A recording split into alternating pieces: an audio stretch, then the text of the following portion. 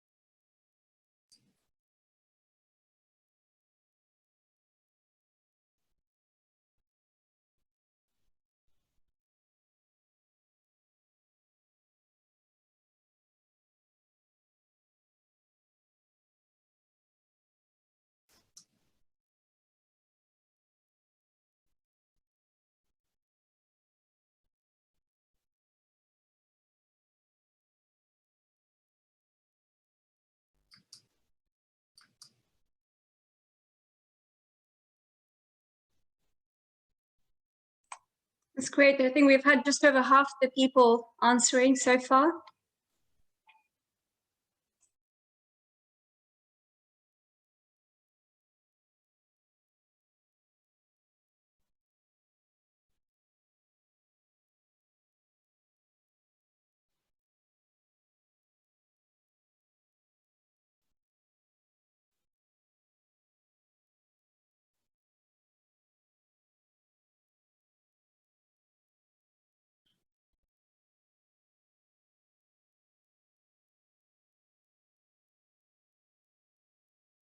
I'll give everyone another half a minute or so. So hopefully that'll give you enough time.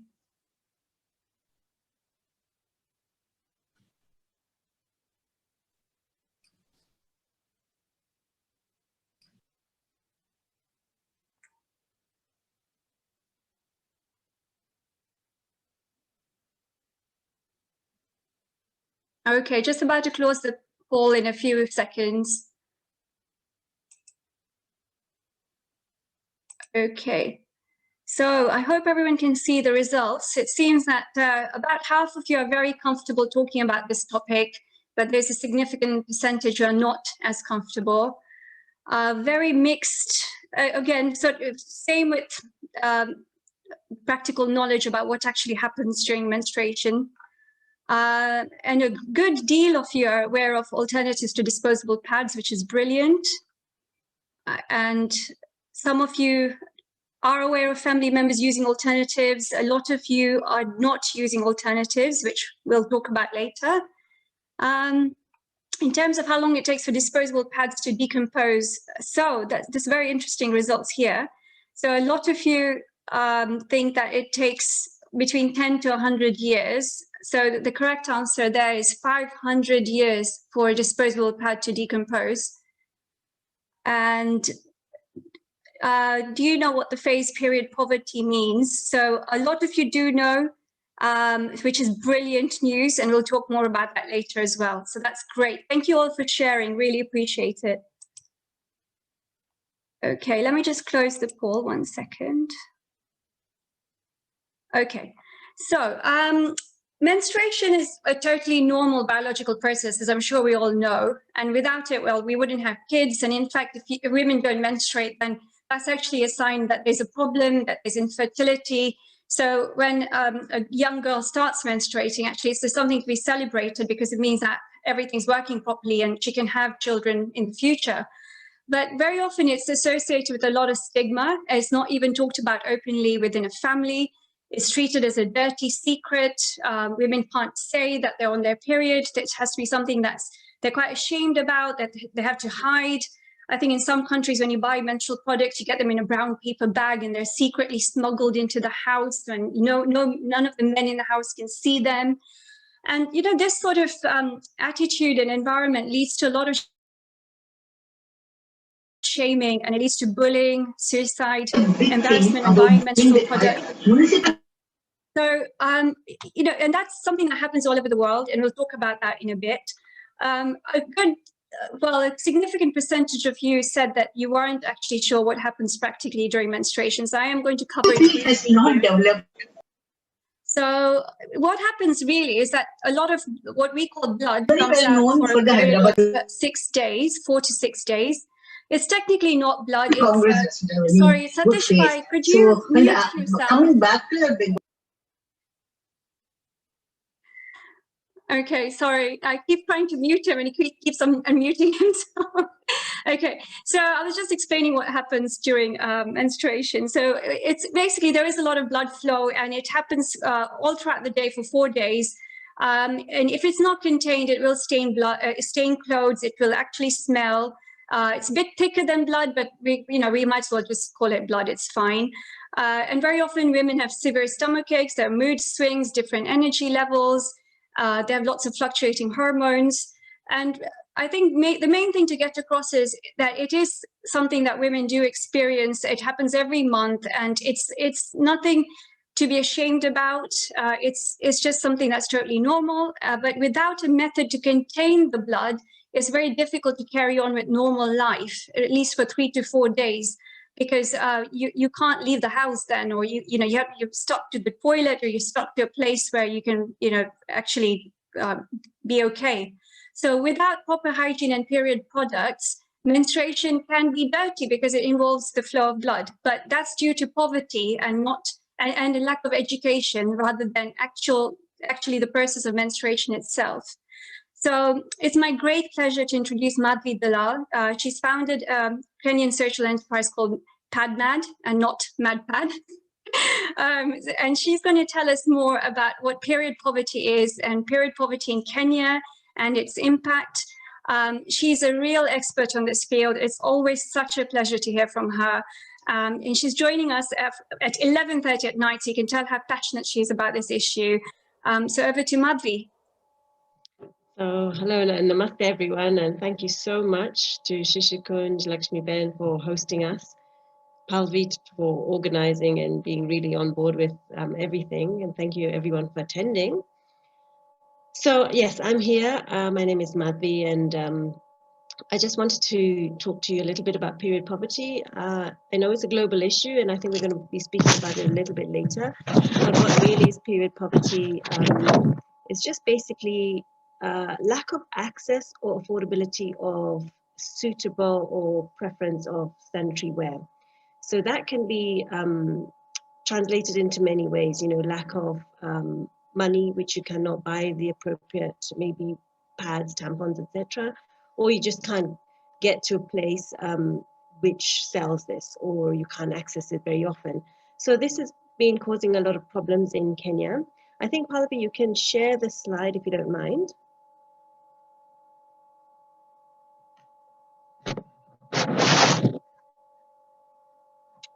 Yeah, so we're just going to share some statistics here with you. These are according to UNESCO and UNICEF. Basically, this is pre-COVID, so I must really stress that this is pre-COVID. After COVID, during my work, I've seen much more significant changes here. So let's just keep it to pre-COVID. 65%, which is almost 2/3 of the population in girls and women in Kenya who cannot afford sanitary pads. So this basically means that only 1/3 of us who can actually be comfortable in wherever we're working or going to school. If you don't have enough sanitary pads, women can't go to work, which for 3 or 4 days, they sit by the banks of the river or, dig a hole somewhere, and they lose the earnings for those 3 or 4 days, which may which may be equivalent to not having food on the table for the family. Translated to girls, they miss in statistics-wise 4.9 days a month of school, which is almost quarter of the curriculum during the secondary school. So you can imagine how significant that can be. And that is causing a lot of secondary issues in Kenya, that the girls cannot go to school because they just don't have enough sanitary wear. It is stated that 10% of the teenage population resort to something called sex for pads. It's a trend. So what happens here, and which is actually how I started my work, is that most of these girls or women, could be mums also, they resort to transactional sex, and their payment being a pack of pads or 2 packs of pads. And you have to remember the price of these pack of 8 packs would be about 50 to 80 shillings, which is almost equivalent to just 50p. So that is a level of desperation here in Kenya. Yeah, I've talked about how much school they're missing, and even when they have their annual exams, KCPE exams at year 8, there's a huge significant number who cannot actually go to their exams just because they don't have enough sanitary wear, because the exams last 3 hours at a time, and so they just can't manage to go to a exam. This UN estimates that 20 million girls drop out of school worldwide, and this period poverty is actually also forwarding up. You may have heard it was very topical in Scotland. There's period poverty, and the Scottish government have made all products free, sanitary wear, which is amazing. So this period poverty is actually global. I work in Kenya, but my work is not limited to Kenya. What we do is just focus on what the major issues are, which is obviously missing school, transactional sex, which leads to other secondary issues like HIV positive, HPV, etc. So those are the things we try and combat. We also work with the taboo, working with boys and girls.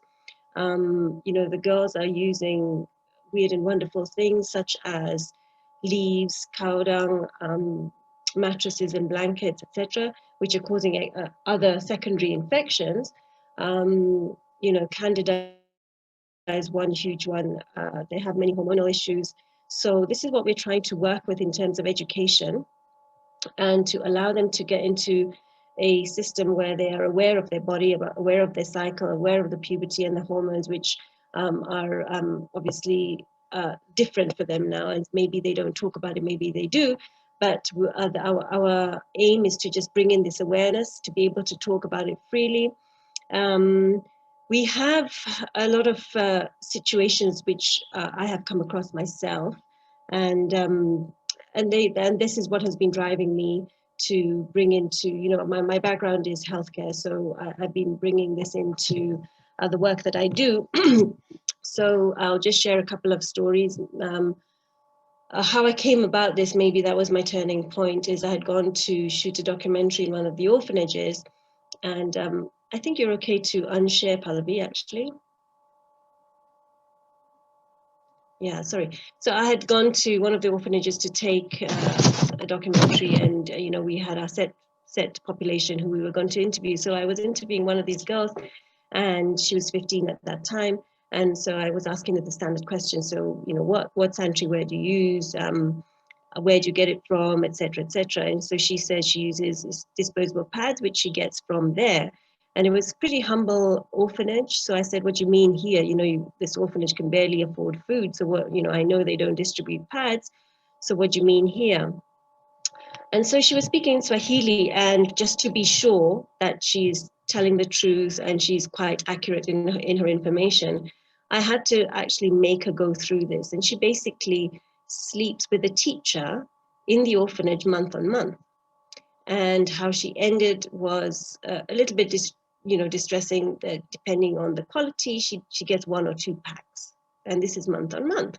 And because I'm linked with the children's rights, etc., I asked her, are you okay, or can we help you? And she basically said she's okay. She's an orphan, she has food, she has shelter, and she's getting an education, she's okay. So this is the kind of price she's paying for all those quote unquote privileges in Kenya. So that was really my turning point, because I thought, okay, now she has this reusable pack of pads. Essentially her life has kind of turned around in a positive way. So we've kept in touch with people who we give out pads to. We take testimonials after 1, 2, and 3 months just to check how they're being received, etc., etc. I'm not sure if you were this made international news about a year and a bit ago in a place called Bomet in Kenya, Western Kenya. There was a girl who went to school, and she had stained her clothes, and she was shamed by one of the teachers at about 9 o'clock in the morning. So she had to go home. And so when she went home, her mum was there. The mum went to work, and when the mum came back from work, she found the girl had hung herself on a tree just outside their house because she just couldn't deal with the shame. And so that is just one incident which came highlighted, and the media caught hold of it. But frankly, during my work, I've come into so many situations where literally dignity has been completely stripped off.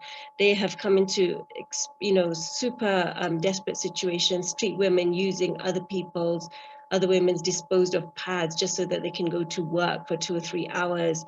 So many distressing situations which girls have to put themselves into just to get an education, women just to be able to get out to work. So not to go on too much, I will I think I'll let Pallavi carry on. We're still going to in conversation with this. So is that okay, Pallavi? Thank you, Madhvi. That was quite distressing to hear, actually. But let me just, I'm just trying to move on to the next slide. 1 second.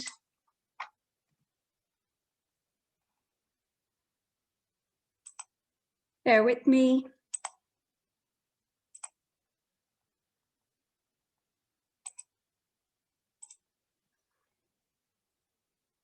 Sorry, bear with me.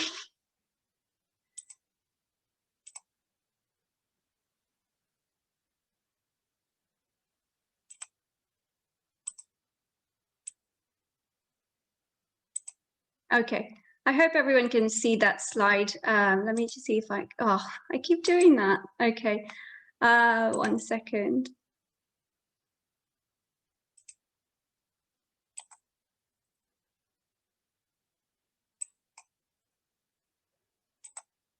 Okay, so I think, you know, what Madhvi shared was so horrific, but we have to remember that actually period poverty just doesn't only happen in a developing country, and it's very rampant and much more prevalent in India and in Kenya, for example.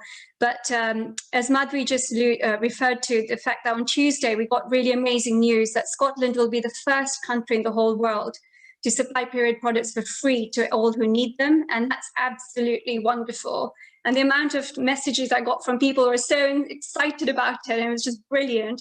But it took 4 years for that bill to pass Parliament. And there were some shocking statistics that came out of the research behind the bill. So around 10% of girls just in the UK have been unable to afford period products. 15%, well, yeah, 10 to 15% have struggled. 15% have struggled to afford them. 10% have been unable to afford them totally. And then, as well as period poverty, the bill tackles period stigma, and researchers say that it's particularly an issue for young girls. It found that 71% of 14 to 21-year-olds felt embarrassed just buying period products. And the impact on education was actually noticed even here in the UK, where researchers found that almost half of the girls surveyed have missed school because of their period. So that's something that, you know, we really have to think hard about, like, you know, what can we do about period poverty, and how can we help the girls who are suffering from period poverty? And one way to do that is obviously to support organizations. So in the UK, there's Blood First. There are many different charities, and we can circulate the names of them to the people who are attending this call. And in Kenya, there's people like Madhvi. So that's one way. And another way is actually just to break the taboo and actually start talking openly about this issue, so that people don't feel embarrassed to even say that they need period products. And another way is to actually pressure the government to actually do more. So there is a petition going around saying the UK should also adopt, you know, the same policies that Scotland has. So watch out for that petition. And if I can find a link, I'll put it in the chat as well. So the other thing to talk about, though, is one of the common products that's actually used is disposable pads. And what we need to recognize is that that might not be the best product for people to use when they're menstruating. And this is something that, you know, men need to be aware of as well. You can discuss this with friends, with family, cousins, whoever. So disposable pads actually take 500 to 800 years to break down in landfill, and that's not sustainable. So it's pads that's going to be used today will still be around in the year 2520. I mean, that's crazy. Chemicals in disposable pads can lead to skin irritation, cramps, other health issues. And that's a fact. I mean, I've experienced it myself, that's actually true. So we need to be mindful that they're not actually the most healthy products to use either. And as they're a single-use product, they're just basically contributing to our enormous waste pileup. And in some countries, they are disposed of literally down a pit latrine or on the street. There's not adequate garbage collection, so they accumulate in the smell. It's estimated that switching to reusables can save over 7,000 pads in a lifetime. So that's a staggering number of pads that a single person will go through if we don't switch. And there are many different products available. And I think it's just important to recognize the fact that, disposable pads don't have to be the answer. So in the UK, we're really lucky. We've got things like period pants. I've tried them. They're amazing. We've got menstrual cups, much more fiddly. And we've got reusable pads, which Madhvi is an expert on. So there's so many different products available. And I'm really lucky that I have friends who are willing to share their experiences with me and tell me about the products they're using. We have an open conversation. We discuss pros and cons. And it's brilliant because that means I'm learning and I've got an open view as to making a change. There's even period swimwear available now. So, you know, I just think take the time, find out, talk to people, do your research, and really think hard about at least just trying one of these products. And in terms of brands, so I personally like Modi Body. They're great. I know a friend uses Wicca for period pants. I'll put them in the chat later. They work really well, and they are a life changer for me because I was suffering from irritation from using disposable pads, as I mentioned before. So it's actually just been such a brilliant thing in my life to switch over.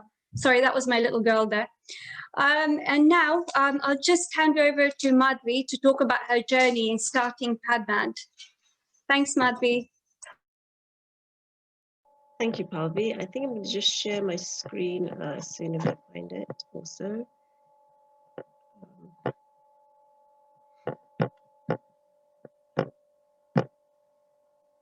One second.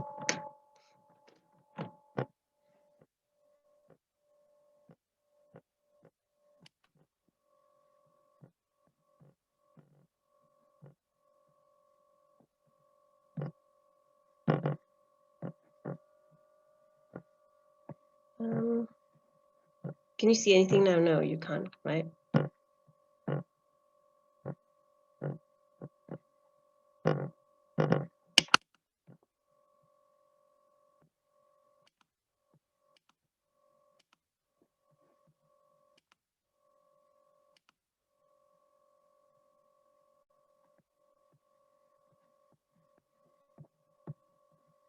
Probably you can't see my, oh, there we go. Okay. Can we all see it now?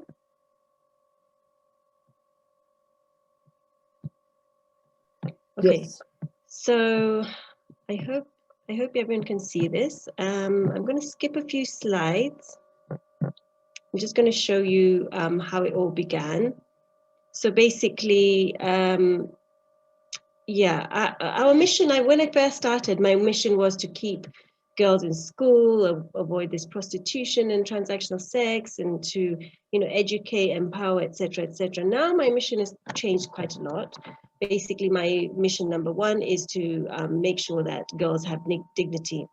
So, I mean, all this rest, you know, HIV, menstrual health, girls going to school and staying in school, all that has happened, but it's all as a bonus because the dignity is what is key now, and that's what we try and focus on.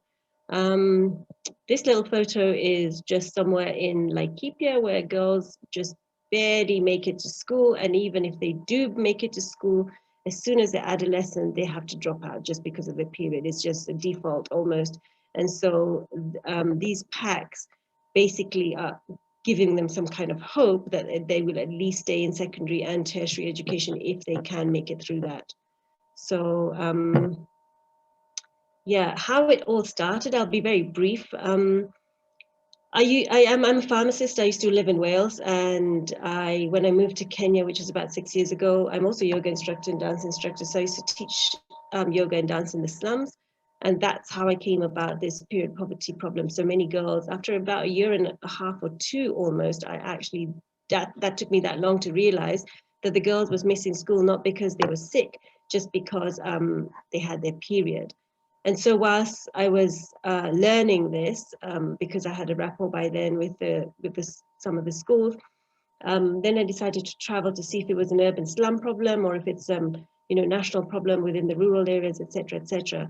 So that's how I came face to face with, you know, the trend of sex for pads.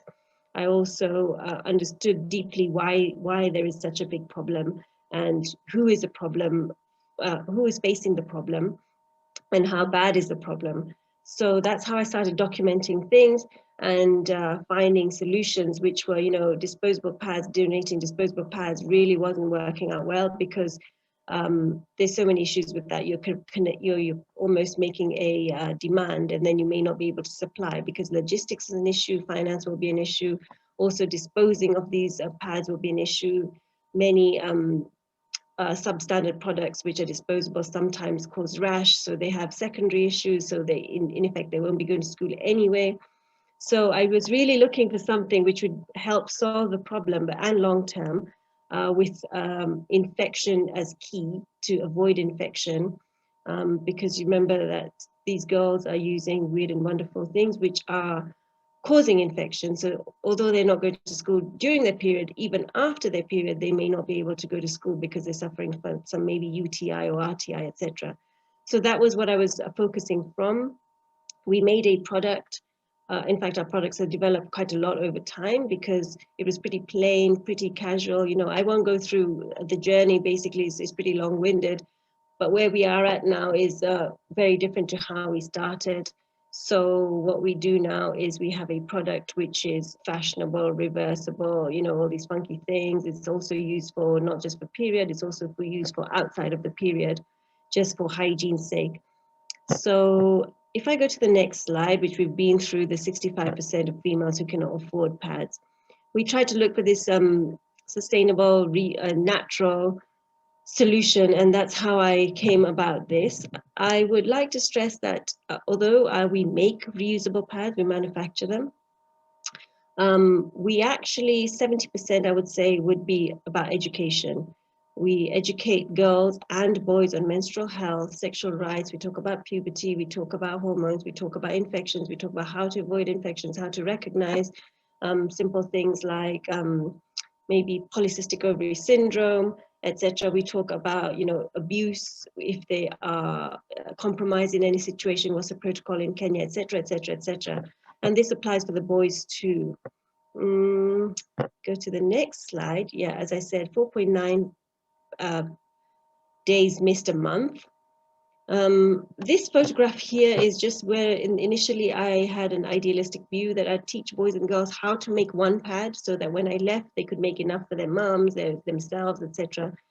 That, I skipped that story, but it didn't work out very well. It was highly compromised in terms of quality, absorbency, etc., hygiene especially. So this trend, which is actually quite apparent in places like Homa Bay, Siaya district, if some of you are familiar with Kenya. It's mainly with also, not to really shed too much light on it, but also Boda Boda guys, riders, they you know, they kind of know which girls are coming back home from school, who are on the periods, who are desperate, and who would probably oblige just for the pack of pads. So this is what I've talked about. Yeah, so we are working on a biodegradable product. So that was also key because I know environmental issues with, you know, the disposable pads and tampons is huge. You know, there's a place in Kakuma in north of Kenya, a refugee area where the women actually dig holes, and now there's no more space where they can dig holes. Schoolgirls put it into down the pit latrine, which clogs the wash system, etc., etc. So there's causing a lot of problems in Kenya. Also, you know, waterfall systems in slum areas are full of plastic bags and tampons and diapers and sanitary pads. This is quite important to note. This statistic, 20 billion pads and tampons filled North America alone every single year. That responsibility needs to change. It has to have a shift in every generation, in every country. I would like to take a moment to just kind of look at this photograph. Although it's very small, this was taken at the end of one of my education sessions. So these are the girls with the pads, and we are on their school playground. This school playground has a little hill here, part of the playground, and that is a tip at present, which is also their playground. But before it was a tip, it used to be a cemetery. So you can see little crosses through these plastic bags and diapers, etc. And this is where the kids actually play. And so this is the environment which has been created because of plastic pollution. And so this is how we wanted to make sure that whatever product we have, or whatever kind of education we're giving, there's an environmental positive responsibility carried on through every child. To move on, yeah, so they're 100%, they're made of cotton. We don't use any toxins.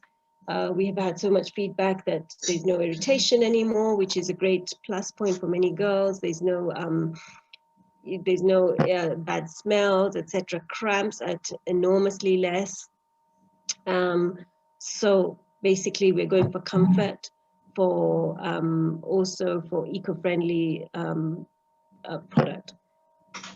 So we just use this just to say for the donors, basically, it's a 5-year span. Mine have lasted a little bit longer, obviously, but the way they're stitched, etc., it could ideally last longer than 5 years. We just say 5 years, just for people to be more confident in how they're donating and the logistics which go with it. I would like to point out here, this girl, she's part of an institute. So I also like to maybe add here that we use marginalized women who happen to be all over the country. And they have to be one of 4 categories. So they have to be widows, or HIV positive women, or single moms, or abused moms who can't, or abused women who don't have the confidence to go and work. So this particular girl, she's only 18. She has been abused for quite a while. And so she joined this institute, and she was, she had a loan to come here. And just in a few months, she actually paid off her loan. And so she, basically her testimonial was that we've changed her life. She doesn't need to go back to her ex-husband, etc., etc. Moving on to the next slide. Yeah. So there's a major common question, which I'm sure many of you here have also, what happens if Kenya doesn't have enough water? So we partner with many institutes, including social businesses which deal with water and solutions. And many of the times, these social enterprises are NGO based also. So if there's an institute which doesn't have either clean water or they have a lack of water, these guys come in, do their survey, and in the end, the school ends up with clean running water for drinking and washing, which is almost a win-win for most institutes, even communities. So it's working very well, this partnerships. This is just Eliud Kipchoge, who is one of our ambassadors, and he's doing a lot of work for us, him and his wife both, who have just been endorsing the product and making the education key also. Yeah, so the better quality of life because of these women who are marginalized, they are now finding work which they would not have otherwise. We have quite a few women spotted all over the country. Some women don't even speak English, not even Swahili, but we have people on board who translate, who also work with them. My responsibility here is also to maintain quality. So what the women do is just give us labor. I buy the cloth, I have it washed, I have it cut, I have all the logistics done. All the women have to do is give us labor. And the idea is to keep them occupied so that, in case an HIV positive woman cannot work because she's sick for a week or 2, that's okay. As much as they work, they get paid for every single pad. Sometimes single moms, their children may be sick. We allow and we accommodate for all that. This is probably irrelevant for this.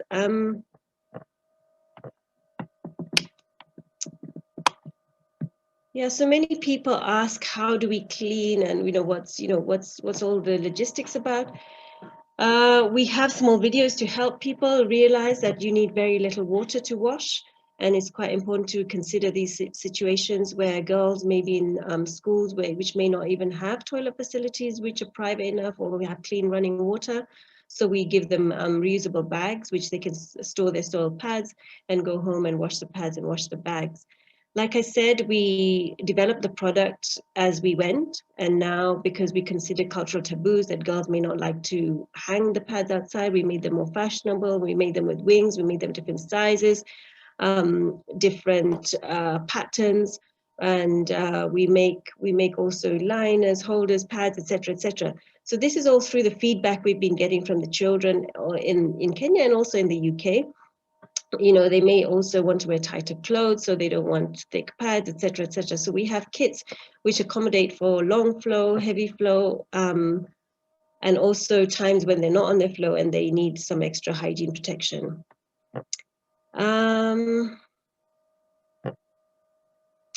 This is just a fun video, but unfortunately it kind of goes upside down because of my footage. But I just wanted to show you that these women are being trained. They just built this little temporary shack just for me to go and train them. They're in the middle of Kajiado, and they're Maasai women. There was only one translator. She was the translator. The rest cannot speak Kiswahili. She was deaf. She was a single mother. And basically, they were just celebrating the fact that they now can earn money. So I'm just going to do this just for you guys to see.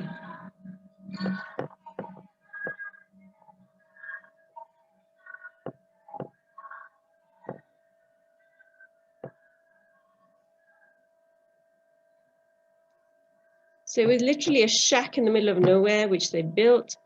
I just want to share that I've been very lucky with the support we're getting with the testimonials, with the government has been supporting us quite a lot. And not just on the product, on just the activities that are going on around. And I have many of you I know who are attending today to thank.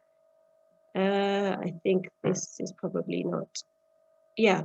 So we work with maybe 4 pillars for now. So we empower women, that's our key. Not only do we give them employment, we also work on a slight kind of casual microfinance where they can save social funds and also savings for their own self.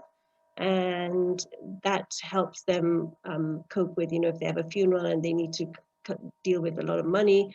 So it's helping them support each other, especially street women. We try and support with all sorts, but especially microfinance.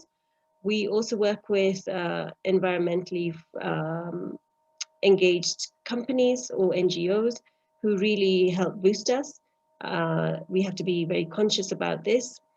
Another one is education, which obviously is menstrual health and sexual rights, but we also educate and make sure the girls stay in school. That's, the fact that they are going to school is helpful, but the fact that they can stay in school and finish their education without having to beg their dads or going to transactional sex just for pads. And also health is also one of my interests, to make sure they understand about infections, to make sure they avoid infections, and to make sure they understand their whole cycle, so that they're not only celebrating, but they're also embracing in that, they can be more open, they can talk about it to the boys, to their peers, etc. So as in case there is any hormonal issue or any other issue, they would be able to solve it much simpler than to be quiet about it. Yeah, that's just my 2 girls. And our motto is to bleed with pride, period. I'm going to just, if I have time, just share a video. 1 second. I'm just going to share a video, which was kindly done by UNICEF for me.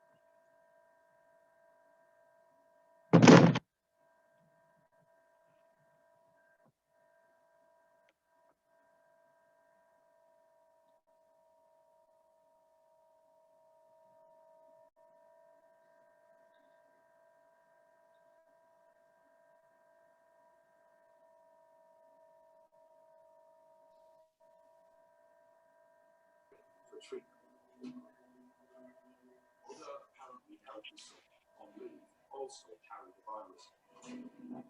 They're contagious even before any symptoms.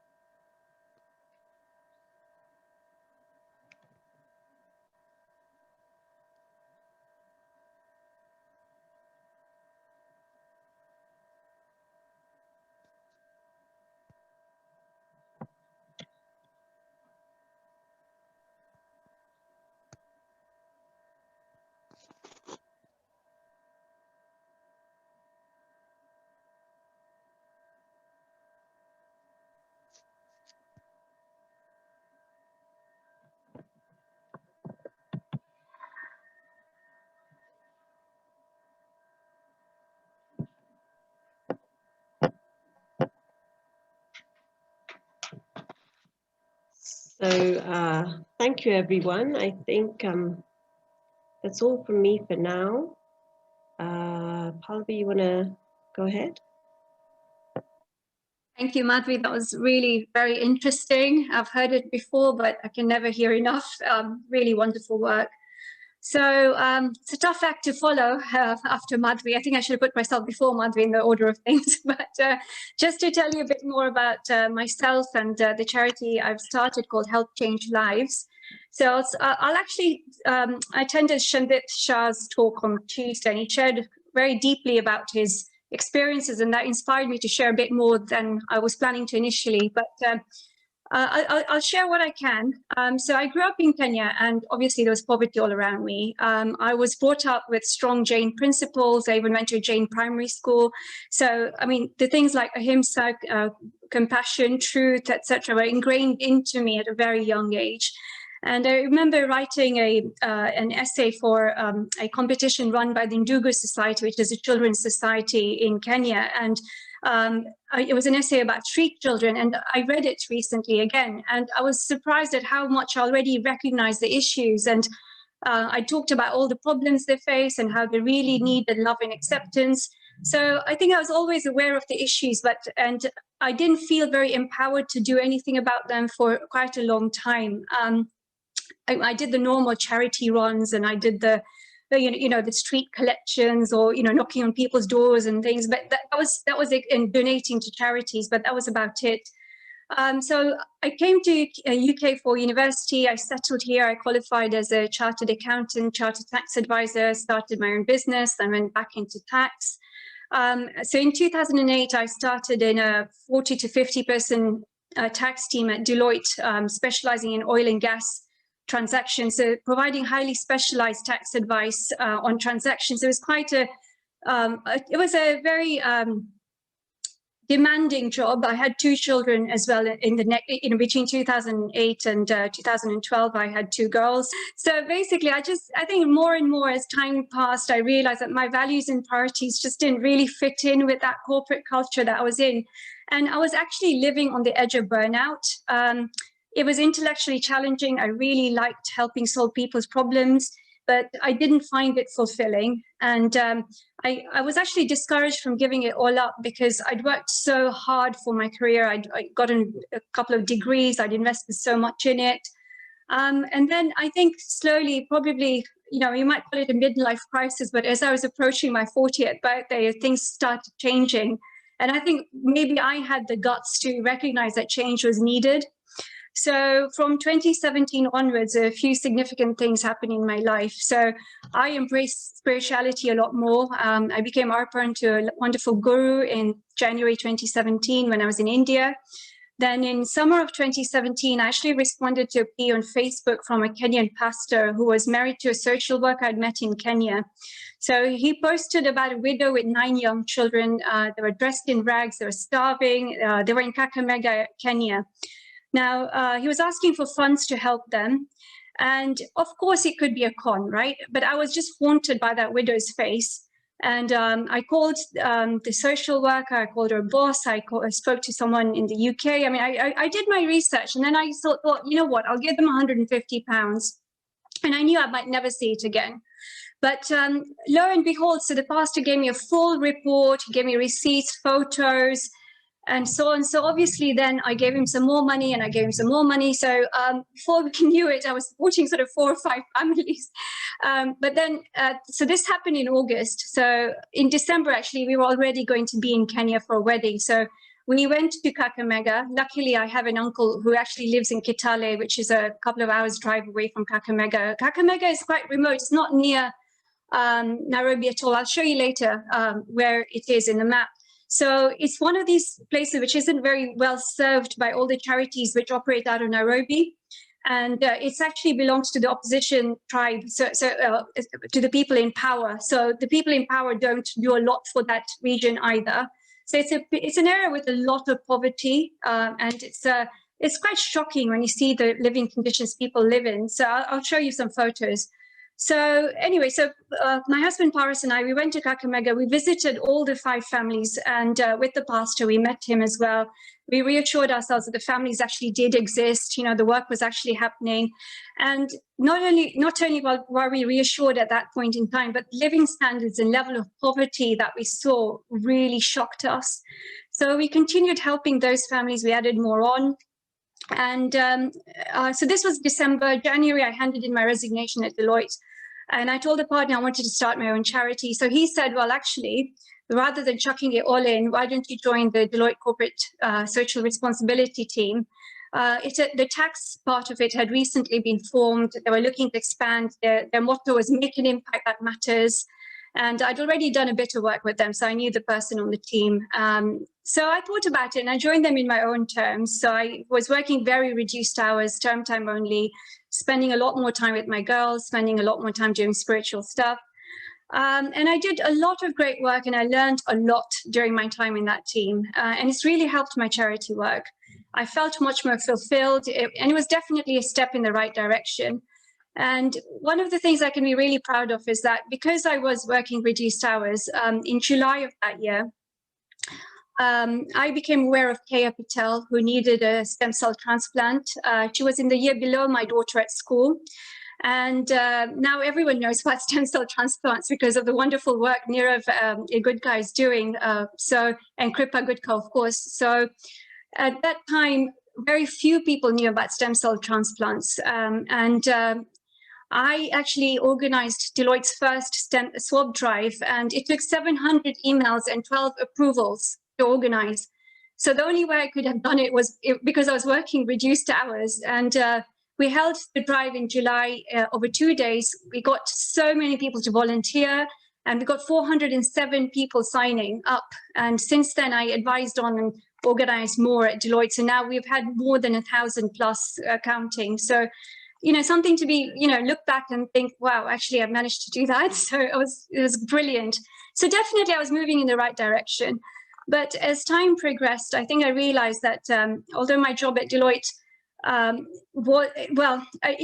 it was a paid job. Anyone would have been willing to do it. I mean, I was being paid money to do something.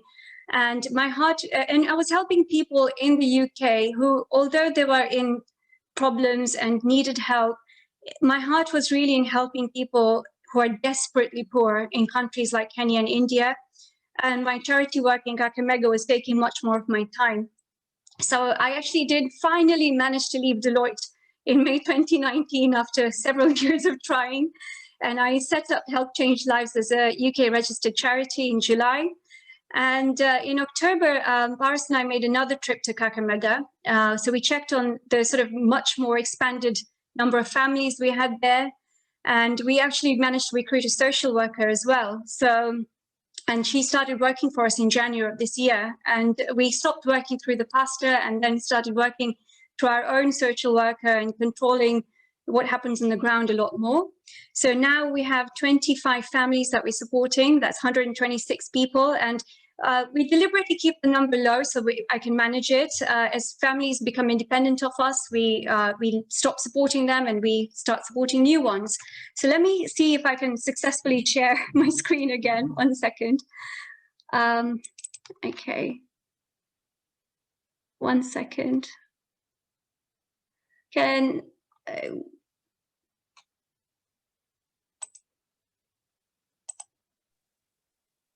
everyone see that? Yes. Okay, lovely. So this is well, I think you all probably know where Kenya is. So Kenya is this country here in East Africa. And Nairobi is the capital, it's right here. So Kakamega is right here on the border with Uganda. And my mom's family are from Kitale, which is this little town here. So it's an area in Western Kenya. It's got a lot of poverty. A lot of the people living there literally earn less than £1.50 a day. They earn less than 200 shillings a day. They don't have proper toilets or proper housing. And of course, as a result, a lot of them can't afford proper sanitary products. So these are real photos of real families that we're helping. And you can see, like, this is a toilet, this is a bathroom, this is the state of the house. And these are some of the children that we're helping. And, you know, the living standards do shock you when you see them. So slowly what we've been trying to do is actually just, you know, replace toilets with proper toilets and buy the kids' school uniforms and provide them with monthly food as well, and and clothing, appropriate clothing. So slowly by slowly, we're transforming the lives there. So this boy here is actually quite old. He's around 12 years old. He's disabled. He's got stunted growth disease. He's got very brittle bones. So once he fell off a sofa, and he literally broke his leg just by falling off the sofa and had to be taken to hospital. So we've enrolled him in a special boarding school for disabled kids, which we were, it was lucky that we were able to help him. And this other boy, he's got a kidney disease, got nephrotic syndrome, and his body keeps swelling up. So when we visited in October last year, we actually met him, and his aunt said to us, please, can you help take care of him? He's been in hospital many times. So we got our social worker to look into it, and it turns out that he'd been in hospital a few times last year. And to pay the hospital bills, his grandma sold everything that she had. She sold her cow, she sold her pig, she sold her tree. She had nothing left to sell. So if this happened again this year, she would have literally had to watch him die with bodily swelling, because she wouldn't have been able to pay the hospital bills. And it has happened this year. So it's happened twice, in July and in September. Both times we took him to hospital. He was in hospital for 9 to 11 days. We had a very kind sponsor who paid the hospital bills. And luckily, actually, Madhvi's family has helped us find a clinic in Eldoret where we can now take him on and get him seen by a private doctor. And we sort of continuing to help him, and hopefully we'll find a resolution to his problem. The other ways we help the families are by providing them with solar lights. So again, we've had a wonderful sponsor, and we did a Diwali appeal for solar lights as well. So we got a really good response. So other work that Help Change Lives has done is we've supported a lot of lockdown food relief programs. I think we've donated around £13,000 through Help Change Lives so far. This is a program in Pune in India. And something else that I really like doing. Oh, sorry, this is something. So we're helping the people in Kakamega with farming, with vocational training, with starting their own micro businesses like kiosks. So this is a great partnership. So one thing that I really like doing is actually working as an ambassador for other charities as well. So I work as an ambassador for Shishukunj, for Mary's Meals, and I consider myself one of your ambassadors, Madhvi, now as well, for PadMad, and Raj Subhag Humanitarian Arm as well. So with Shishukunj, we actually managed to collect 363 backpacks to go to Malawi via Mary's Meals, which is a great charity that I support. And they feed a child for a whole school year for £15.90, which is 8 pence a meal. And look at this. I mean, the organization, the Shishukunj manpower was mind-blowing. It was so well done. So so we support, and with Shishukunj, we also paid for around 50,000 books to go to Kenya, again, to be distributed to kids in local schools there. So it's brilliant working in partnership with Shishukunj. We also support Kenya Children's Centers, which do some feeding programs. So this is a program that we are supporting as Help Change Lives, where we feed around 60 kids plus caretakers, grandmas, everyone in Umoja, which is near Thika in Kenya. And our next big project is going to be feeding 314 kids in Malawi. So we're going to adopt a school, which is good. And the brilliant thing about this is that actually, the UK government will match the funding that we provide and feed another 314 kids in Liberia. So the effective cost will be 4 pence a meal. And the reason why the cost is so low is because they get an army of volunteers to do the work. So that's how and they're very, very efficient, very no frills. And finally, actually, another project that we're really excited about, and which we've been fundraising for, we might have heard about it, is we're planning to give 2,000 girls in Kakamega, which is actually the 8 schools that our kids were going to in March. We're going to give them some PadMad pad kits. So that's another thing that we're really, really excited about. So that was my journey with starting Help Change Lives, and hope that was informative. And if you've got any questions, please put them in the chat. We already have one question. I think it's directed really to Madhvi, or you can as well. Banu Ben asks, who are your sponsors? Me? I think I think that question was initially raised when you were talking, so I think it's directed to you, Madhvi. Manuben, you go there, you can interject if you like. So we have different sponsors. We have, obviously, we work with NGOs, individuals, well-wishers, some of them who are on the Zoom. We also work with the Kenyan government. You know, we work with other foundations like Pallavi's. So there's all sorts, but we also are trying to run our own e-commerce platform so that we can make our own money and use it for our own causes. So as far as presently, it's mainly charity-based through angel donors or corporations or partnerships through other foundations. Manuben, are you happy with that answer? Yeah, I think. How much have they spent last year? How much have you spent till during last 12 2019? Well, let's say 12 months. So we have, well, it's not 12 months, but since we incepted, which is about two years ago, we've gone up to 20,000 girls, children actually. No. So you sponsored 20,000 girls? I mean, you provided... Donated, yes. Yeah. What does it cost? And how much is your costing? How much is per, well, a pack of 8? How much did they We don't have a pack of 8, but it goes we do various kits, so they go from 400 shillings to 860 shillings per kit, depending on the quantity there is in there. And obviously the tailors do, you know, it depends on the quantity. If it's more than 500, it's a little bit less. I see. So on 20,000, how much have you spent? So till now, 12 months. 20,000 times 450, is that what you spent in the last 12 months? No. It's very complicated. No.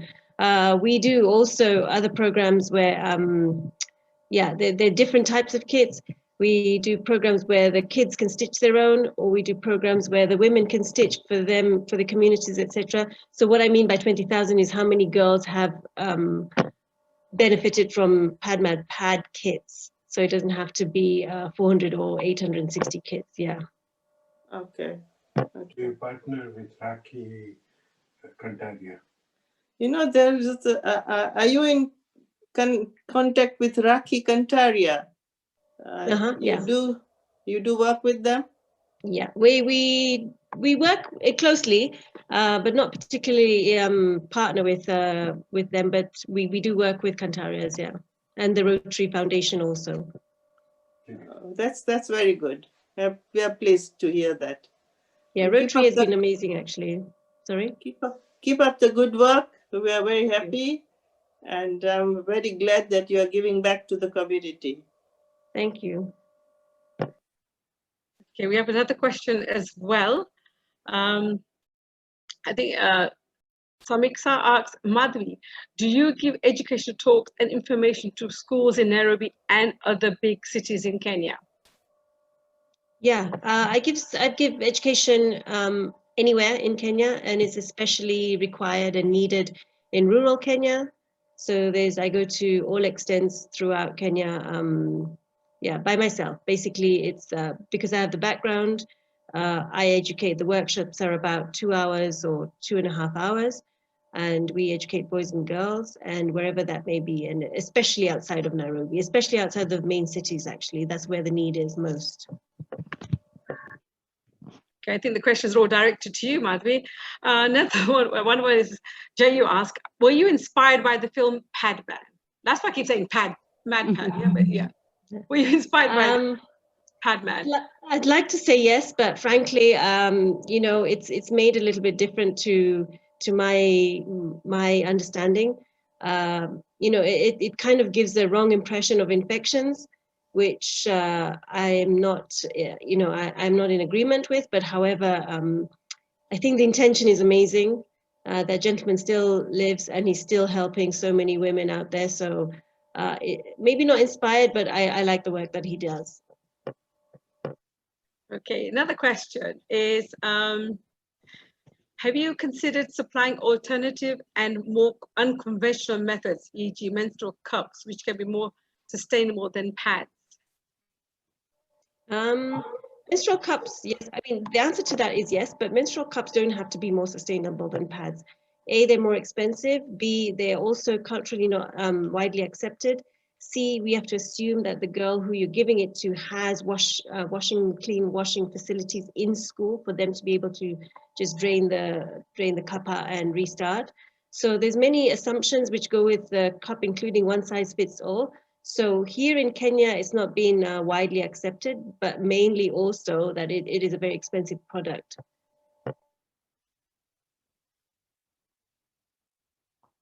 Can I just add actually with menstrual cups, I think it is not one size fits all. So I have a friend who's been through 8 different menstrual cups to find the one that suited her. And if you don't have the one that fits you, then you can get into real problems trying to take them in and out. So I'm really quite wary of menstrual cups. I have tried them. I don't think I'd personally recommend them. Some people love them. Also, we're doing currently, as we speak, we're part of a survey for menstrual cups, reusable pads, and another product. And so far, the poll has been that the most comfortable and the most easily usable one is the reusable pads. And I think it's just a cultural and a practical thing, actually.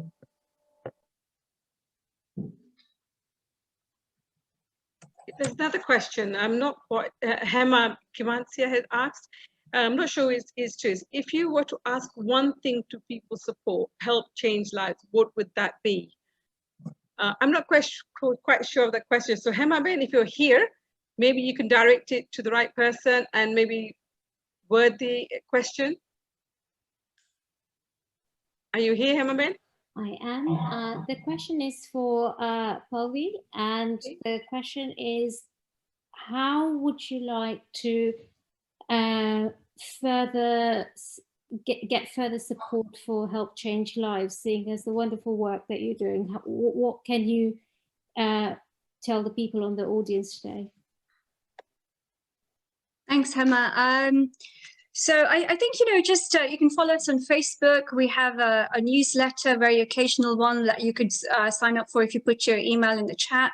We'd love to keep you updated. We're in the process of designing a website, so eventually we will have one, but it's just taken a bit longer than expected because of COVID and having to juggle everything.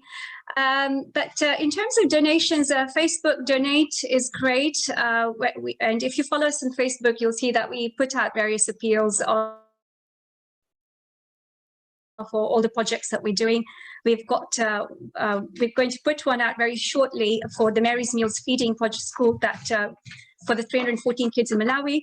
And we've got one already for PadMad for the 2,000 girls that we want to help in Kakamega. But we can obviously put the links out again, and I'll try and find them now and put them on the chat if I have time. Thanks for your question. Thank you. I have another interesting question which Disha Hari has asked. I think it's to you, Madhvi. You mentioned that you also educate boys. Do you also have a way to educate men, that's fathers, uncles, grandfathers, who can have greater influence dispelling misconceptions and providing sanitary facilities? So I'll just tell you a little story. I went to Isiolo once, and Isiolo is a predominantly, actually, many people told me, don't go, don't go, don't go. People just cannot go. It's a very dangerous area. So I went there in a bulletproof car, etc., etc. And when I got there, all I was expecting is for girls and boys from that school to be there. And when I got there, it was this big, fat kind of Muay Thai tent for the dignitaries and another big tent for the girls and boys. And when I finished signing and planting the trees, etc., when I came back, I found that not only the girls and boys were there, the members of the community were there, also including the chiefs. And this is predominantly Muslim community. And it was during Ramadan. And it was me, I'm quite slight, brown-skinned girl going there and to speak to them about period during Ramadan. And I was completely taken aback that how am I going to manage this? And I kid you not, it was the most successful of my stories so far, because even the chiefs were asking questions about blood. Even the girls were comfortable asking about their own personal things. And frankly, that conversation should have lasted about 2 hours, which went on for 2.5 or 2 and 45 minutes, just because of the conversation which was going on.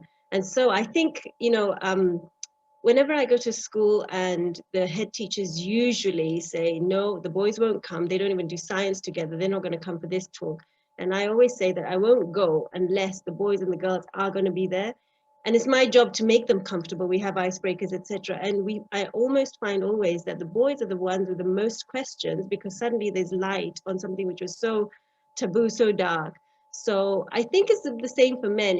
I don't think it's the attitude that men have. It's probably the attitude that we women also have, that we just need to be comfortable, and there's nothing to be ashamed about. You know, very often the girls ask me, I ask them that, if you're hanging this pad outside and maybe your neighbor or your uncle comes and say, take it away from here, you're on a period, this dirty thing, I don't want it near me. And what would you say? And so there's solutions, you can cover it, you can hang it inside, you can do it in a private place, etc. But the other solution also is to empower the woman by saying that, you, the man, is on this planet just because his mum menstruated. So there's nothing really here to discuss, basically. So those kind of things work very well. And I think we should all be having that dialogue, whichever generation we are at.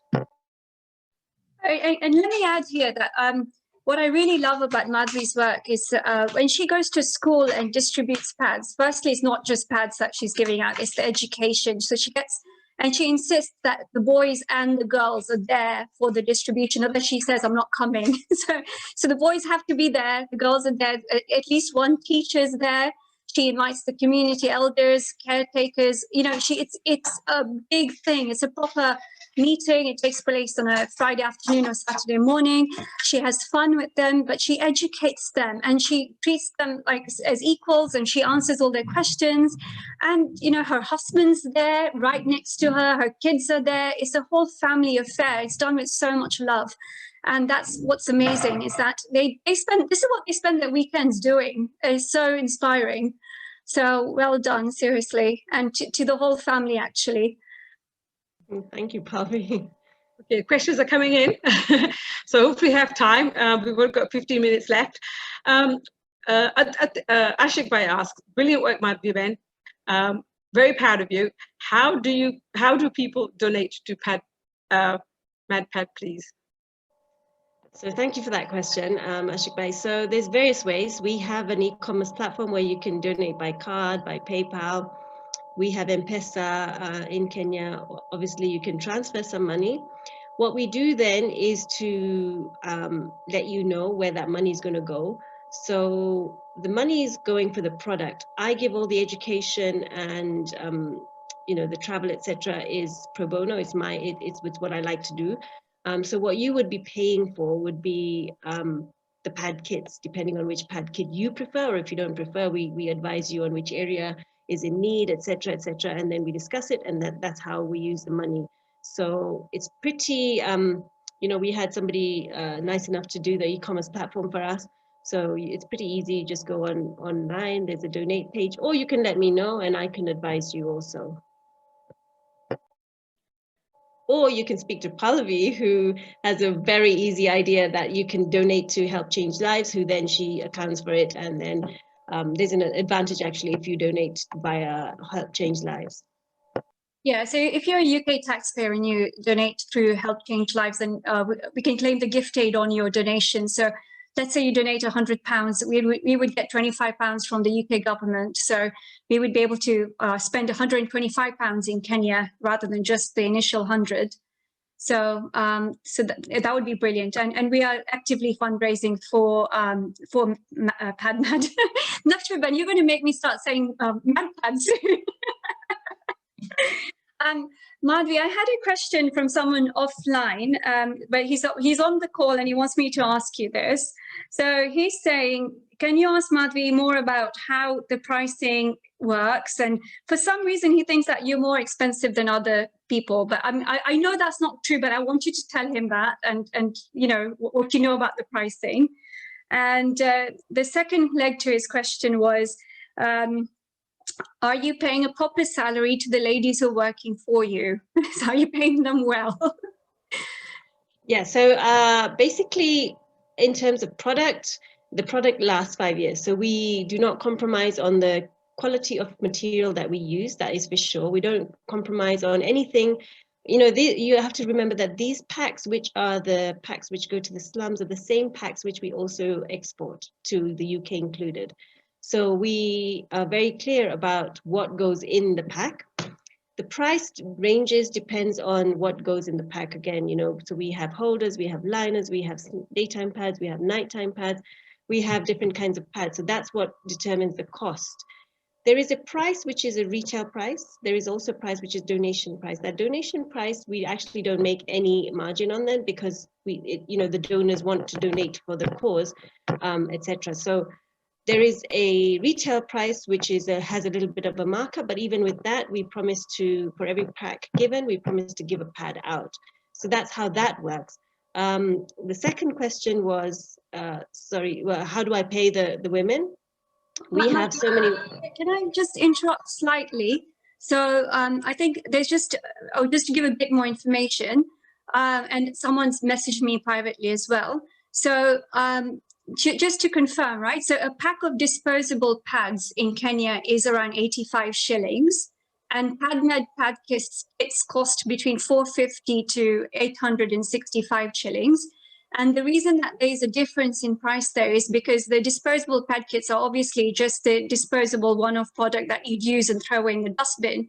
But the PadMad pad kits are made from layers of 100% cotton cloth, and the covering is kitenge material, which is made with eco-friendly dyes. And you, in one pad kit, you get between 4 to 10 items. 10, yeah. 4 to 10 items, and it lasts for 5 years. So the quality is there, and it lasts for the whole menstrual cycle as well. So one pad kit would last you for the whole menstrual cycle for 5 years. What else did I want to say? So, 1 second. So, and the kit can be tailored according to, you know, the environment, the budget, etc. So what Help Change Lives are doing is we've tailored the kit slightly. So we're getting a 910 shilling kit, but which works out to £6.50. So that's the price we're talking about for a 5-year pad kit, right? So it's not expensive in my eyes at all. That's literally just more than £1 a year that is going to cost to provide a lady with appropriate sanitary wear, which will make her, which will enable her actually to go to work, go to school, pass her exams, and not drop out. And, you know, one of the things that does happen when kids drop out of school is that they get married early. So it's not like they'll just drop out of school and they'll find some work to do. What will actually happen is that they'll drop out of school when they start getting their periods. They'll then be married off. So at the age of 13 or 14, they might start having their own babies, and they will have very little education. And the cycle just keeps repeating. And simply by providing them with a reusable pad kit, you're making sure that they stay in school. When they leave school, they'll earn much more money. They'll be a lot older. They'll be having children a lot later. And you're just doing that little bit more to make the world a better place. And it takes so little to do it. It's just over £1 a year for a person. So and remembering that one disposable kit of 8 is not going to be enough for a cycle anyway.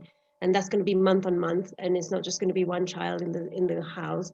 So yeah, economic sense, this is much better, long-lasting sense. In terms of the women that we pay, we have various women all over the country who are doing this wholeheartedly. I've not had one woman leave, thankfully, because we do train them, and it takes some kind of intensive training. And so they're very happy, and we have so many testimonials that, you know, now their kids are back at home because before they were on the street, etc.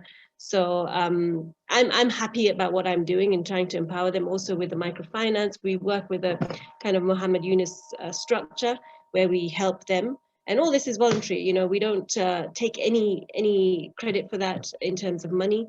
And they're doing this by themselves now. It's also good to know that you've also had these pads tested as well. I mean, a school in Scotland have also they've been involved in testing their pads out, which is really good. And I think that's something they wash very well, don't they, in cold water? It's something they don't need a lot of water to wash. It's not wasting water, which is so precious out there, that it's not using so much water to clean either. And the pretty enough. Yeah, Lakshmi Ben. So we've done the pilot in Aberdeen, but we've also had the pads tested internationally for absorbency, pH, etc. and they've passed completely with all the parameters, chemical and physical parameters. So we're very confident about what we're doing, and so that's why we need to maintain that quality. And I'd just like to add, so just sort of to wrap up what I was saying before was just basically a disposable pad kit would be 85 shillings. It would last you for a month. So and if you buy a pad kit, PadMad pad kit, it doesn't have to be a PadMad pad kit, but if you buy one, it's 865 shillings. So you've got to pay back within a year. So within a year, you've saved the money that you would have spent on disposable pad kits. So it just makes sense. And not only that, you get the education as well, which is, for me, one of the more important parts of this, is that the whole community gets educated, the girls get educated, the parents, the elders, as Madhvi just described that interesting visit that she just had to that to the community where they were in the middle of Ramadan, but they still cared so much that they all turned up and asked her the questions. So the education is a vital piece in this, and that's what's going to actually help break the taboos and actually, make a change in the long term. Okay, I think, there's lots and lots of questions. There's one last one we'll take before the time runs out on us. Samiksha asks, Madhvi, would you consider students to work as apprentice with you to understand what you are doing so that they can learn how to empower people around them? Yeah, absolutely. We already have students, not only in Kenya, actually so many in the US, in UK. They kind of follow me. They also do fundraising and donate, and they can Zoom call when I'm in the education. That's already happening. But they can also, work on what they are good at, which is social media, and they start these conversations. So it's not really just about the product. It's just about talking about this issue. And not even just Kenya, just basically talking about the menstrual taboos, what are the choices they are making within their friends groups, et cetera, et cetera. And so once this conversation goes, I think in about 10 years, we're looking at a brighter future in terms of environment, in terms of the choices that the girls are making and families are making, et cetera, et cetera. So absolutely, I would be very happy to mentor any girl or boy on this, to educate them, to help them. And they're doing that. So many girls and boys are doing this. And in fact, we just had a session with Shishukunj's 14 plus, and we had so many, Exactly. what was it, 65 people participating. So, That's right. And we've already started that process with Shishukunj's kids. We're going to keep going. So, yeah, and there was so much interest and the feedback was amazing. So there is definitely an appetite for this. And if anyone on the call has a school that they can talk to who would like us to come in and speak to them, we'd be very, very happy to arrange something through Zoom. So yeah, just reach out to either Madhvi or myself. Thank you. Thank you very much. I think there's lots of, there's another question, but I think the time is very short now, and there always will be questions because this is such a topical thing. And it's wonderful what you guys are doing. I'm really astounded with what you managed to achieve, really. Madhvi is wonderful, and Balviben. Just sharing, I did something similar when I went to India with some of our Sakhis. I think Asian people have this tendency of taboo, not to talk about it. And we did go to a tribal place, and we did go to a few communities. They were happy to listen. But one tribe, which was in the Gir forest, because their hygiene wasn't up to date, and they're living in the jungle. As soon as you can mention the menstrual cycle, they all stood up and walked away. We just couldn't get them to understand. It's all women. They're all women. Yet women were not willing to listen. Never mind anything else. What you've done is wonderful. So really, as Shishukunj, as you said, this project means a lot to us. And we hope that later on we can take this to India, to some of the projects that we support in India as well. There are alternatives, but it's Madhvi's one that we really, really are keen to. And we hope this is a long-term relationship that we'll have. And really, let's get more girls to benefit from this. So thank you. I mean, wonderful, Malcolm, Viven, for you to share your charity, and Madhvi, what the works you're doing. And I know it's already there midnight. So thank you very much for your time. And I think we've had such wonderful messages. Hope you get time to read them. But I think, unfortunately, we have to close now because of the time. Once again, thank you all for coming and listening and asking your questions. And I hope you've learned a lot from these two ladies, and and the men, I'm so glad you're here. So you can share and have a bit more understanding. But if you have any more questions or anything, feel free to contact me at betex@shishukunj.org.uk. I can always pass on information to Madhvi-ben or Balvi-ben. We've got all their contacts. Besides that, I think let's conclude this session. The message is still coming in, so if you get a moment, have a look. But let's close the session, at least with a prayer. Thank you again very, very much. If you'd like to close your eyes. Just take a few deep breaths. Take a moment just to reflect on the wonderful messages that Balvi-ben and Madhvi-ben have shared with us, their stories. Maybe something that we can do, even if it's small, it all helps. Just reflect on it for a moment.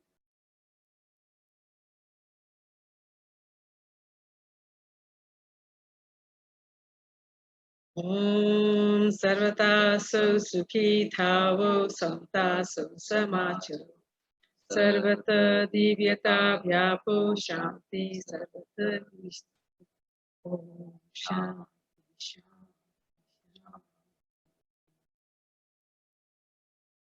Thank you all very, very much. Hope you have a lovely evening.